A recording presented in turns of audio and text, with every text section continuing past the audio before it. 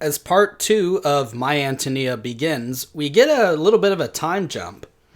About 3 years have passed since the events of part one, and now the Burdens, Jim and his grandparents, are moving into the town of Blackhawk because they're getting too old to farm. And again, remember that Blackhawk is this sort of fictional stand-in for the town of Red Cloud, where Willa Cather had actually lived. And it's in the same general location as Red Cloud in Nebraska. So the Burdens stay in contact with Antonia and the Shimerdas, but not with some of the other characters that we've met. The farmhands, Otto and Jake, they go out west to be gold prospectors and to have other sorts of adventures, and we never hear from them again. But since we've already read some of the stories of Bret Harte, we can imagine what sort of a life they might have led out there. And I think the fact that these two characters vanish so completely, once again contributes to the sense that the little community that these characters live in is cut off from the rest of the world, almost completely, almost as if it's a world unto itself. There really isn't an existence outside of Blackhawk and the surrounding farms because the rest of the world is so far away. So, in part two, through Jim's eyes, we get to see Antonia grow up in the town and start to have other interests outside of her family and outside of making sure that the Shimerda's farm is successful. She initially moves there to cook for Jim's neighbors, the Harlings, and we know that she wouldn't have done this if it wasn't going to ultimately benefit her family back on the farm. There's a lot of discussions between the Harlings and Ambrose about just how much money she's going to make, how much of it will be her own spending money, and how much of it will go to the support of the family. And we also meet other girls who are in kind of the same boat as Antonia. They're coming from families who own farms, but they need extra money for support, so these girls are coming into town to take on various odd jobs to support them. And the one that we get the completest sketch of is of a girl named Lena Lingard. She's like Antonia in terms of her background and in terms of their situation, but she's different from her in the way that she treats others, especially Jim. We get the idea pretty quickly that she's a bit of a flirt, that she drives the boys in town crazy, and some of the married men she drives crazy as well. And Jim isn't blind to her charms either, though it seems that he would rather have Antonia as a girlfriend than Lena. He's physically attracted to Lena, we can imagine, but he has more of a history with Antonia, and probably more genuine affection for her as well.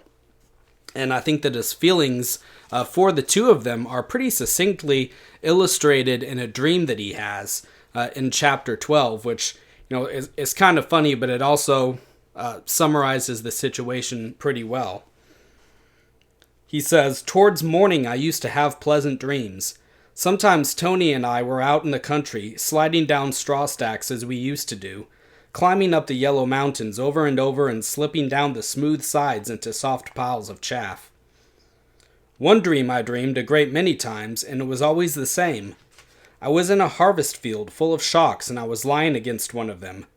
Lena Lingard came across the stubble barefoot, in a short skirt with a curved reaping hook in her hand, and she was flushed like the dawn, with a kind of luminous rosiness all about her. She sat down beside me, turned to me with a soft sigh, and said, 'Now they are all gone, and I can kiss you as much as I like.' I used to wish I could have this flattering dream about Antonia, but I never did." So, Antonia, for her part, though she is fond of Jim, she has other romances of her own, particularly with a guy named Larry Donovan, who will be important later on. Dancing has come to the town of Blackhawk, and it's an occasion for these teenagers who would otherwise have had nothing else to do to dress up and to go socialize with each other. And we can see that this new life, you might call it, starts to turn Antonia's head a bit. Well, in fact, it turns Jim's head too. He's sneaking out at night and neglecting his schoolwork. And Antonia leaves her job as a cook for the Harlings and goes to work for the town moneylender, Willa Cather, because Mrs. Harling doesn't want her going to the dances anymore. And she gives her an ultimatum, essentially. You can't keep working here and going out at night, making a fool of yourself. And Antonia chooses the dances and the nightlife over the Harlings. And all of this fun ultimately has its consequences. Lena, Antonia, and the other girls who have come in from the country are attracting trouble because they're so beautiful and they're also flirtatious.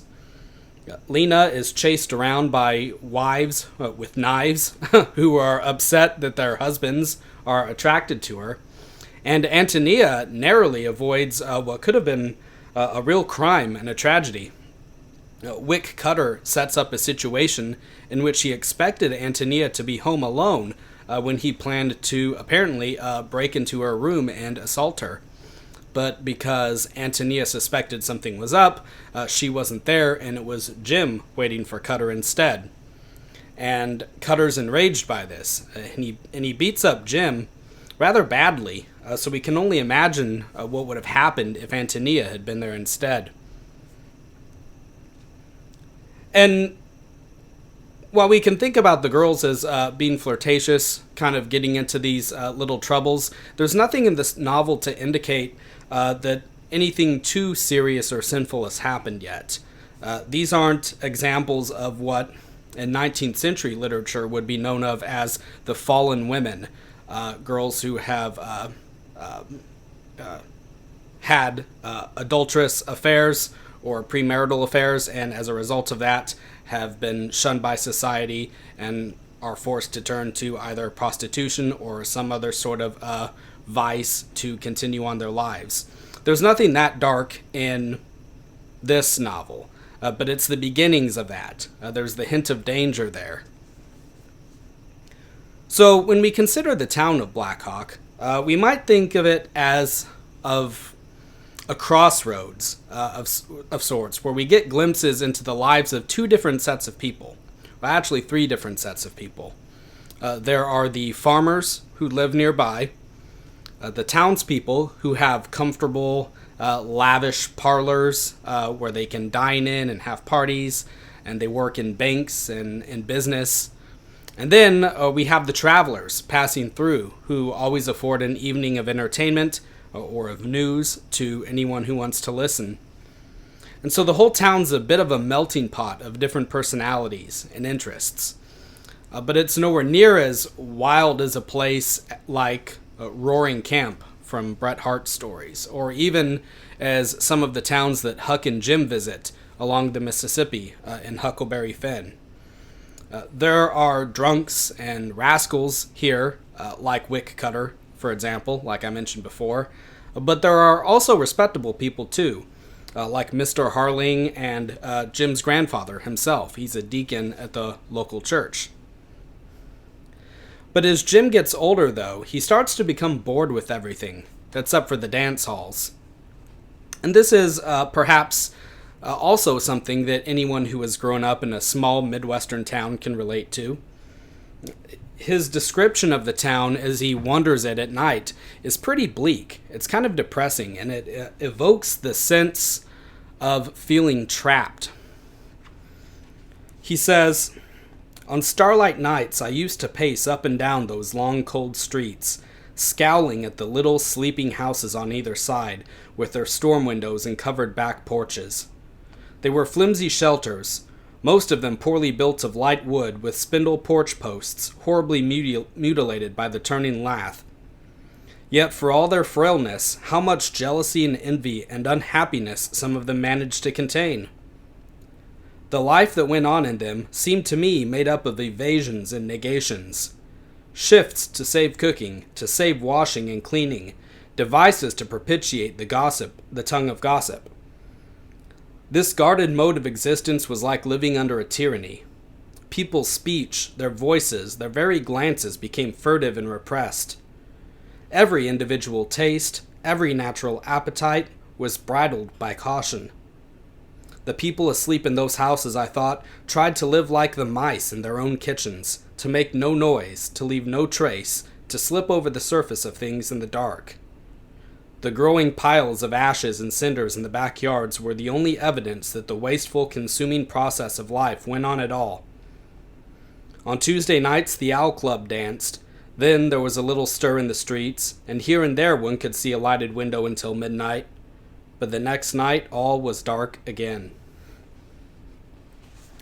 And maybe this is one of the reasons why he's decided that he's going to go away to college when he graduates.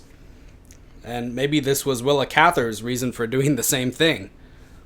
But again, I think that his feelings here highlight how set apart and isolated the characters in this story are from the rest of the world. There's really nothing going on. So the narrator was right back in the beginning of the book to make the suggestion that growing up in a little prairie town was a kind of Freemasonry, and nobody who hadn't done so would never understand what it was like.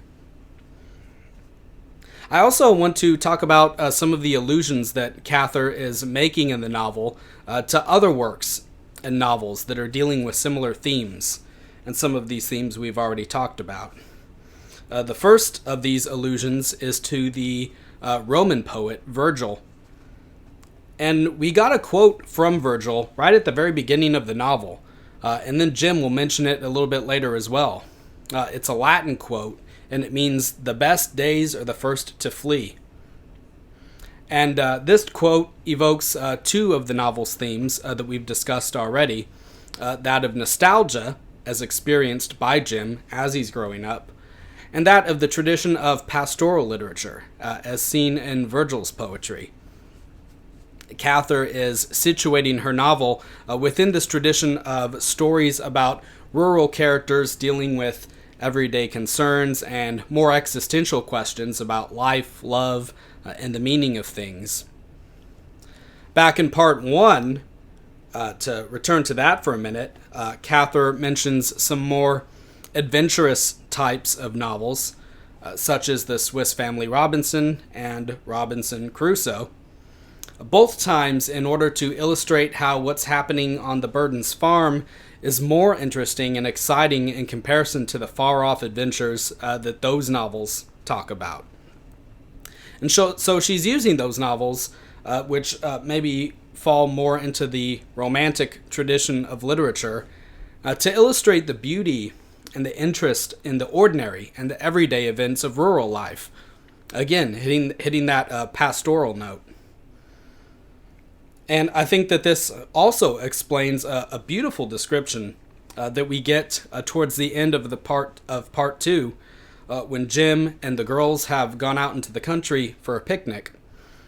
We see the ordinary, the workforce world, symbolized by a plow, made grand by the shadows and the setting sun behind it.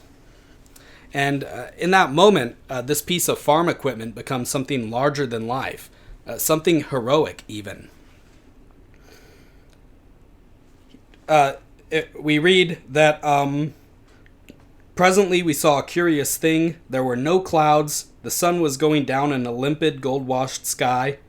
Just as the lower edge of the red disk rested on the high fields against the horizon, a great black figure suddenly appeared on the face of the sun. We sprang to our feet, straining our eyes toward it. In a moment we realized what it was. On some upland farm, a plow had been left standing in the field. The sun was sinking just behind it. Magnified across the distance by the horizontal light, it stood out against the sun, was exactly contained within the circle of the disk. The handles, the tongue, the share, black against the molten red. There it was, heroic in size, a picture writing on the sun. So just some of the imagery there. It's almost like the plow has this halo about it, right? It's appearing in the face of the sun, and it's magnified. It's heroic. Once more, evoking those images of the sublime where we might least expect them. So for next time, there's 3 more parts of the novel to read, but these parts are shorter than parts 1 and 2, much shorter. So read parts 3, 4, and 5, and we'll talk about those and the ending of the novel next time. Thanks.